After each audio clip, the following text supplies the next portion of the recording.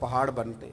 फिर आप में दानाई आती है, फिर आपके अंदर वो मेरी बेटी बड़ी लाडली है जी, मेरी बच्ची बड़ी लाडली है, तो हर 1.5 दिन के बाद उसके मेके से शिकायत आती है, क्योंकि वो हमने बनाया लाडला उसको।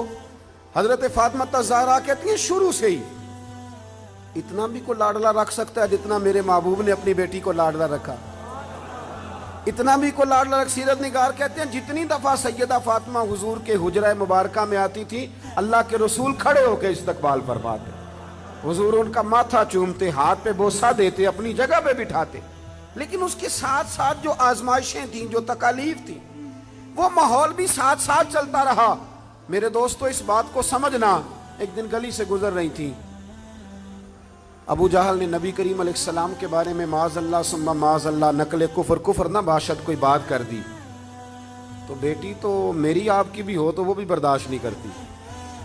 ये बाप की ना असल रखवाली बेटी होती है। असल रखवाली दरवाजे पे दस्तक दे के देख लें, सबसे पहले बेटी आएगी दौड़ के। बस उसकी दिलचस्पी होती है ना, उसका शौक होता है, उसकी तबीयत होती है। जनाब फातिमा ज़हरा रदी अल्लाह ताला ना गुजर रही थी तो उसने कोई बात कर दी, बीबी साहिबा से बर्दाश्त नहीं हुआ, बड़ी हौसले वाली थी, सब्र वाली थी, बातें ही कम करती थी। बर्दाश्त ना हुआ तो फरमाने लगी अबू जहल तू बड़ा रुसवा है, मेरे बाप को तो अल्लाह ने बड़ी इज्जतें अता फरमाई है। उसने गुस्सा किया और माज अल्लाह थोड़ा सा ना उसने मार दिया जनाब फातिमा ज़हरा। थोड़ी गौर करना मेरी बात पे, कभी इंसान थोड़ी सी चक्की से पीस कर बाहर निकाला जाए ना तो कुंदन बन के निकलता है, मजा आ जाता है उसे जीने का।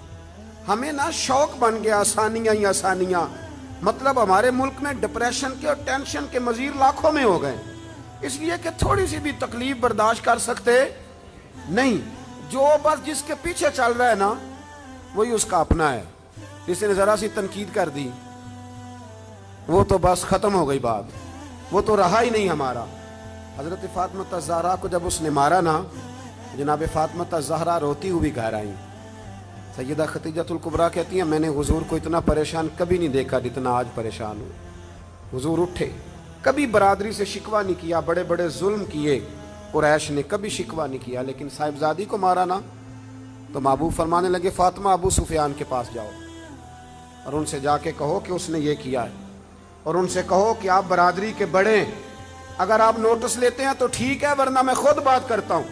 जनाब फातिमा कहती हैं जब मैं गई तो जनाब अबू सुफियान ने मुझसे बड़ा ही प्यार किया, बड़ी मोहब्बत की, मुझे साथ उठाया, अबू जहल के पास ले गए, कहा शर्म नहीं आती, अपनी उम्र देख और बच्ची की उम्र देख, हया नहीं आती, उसने गर्दन झुका ली।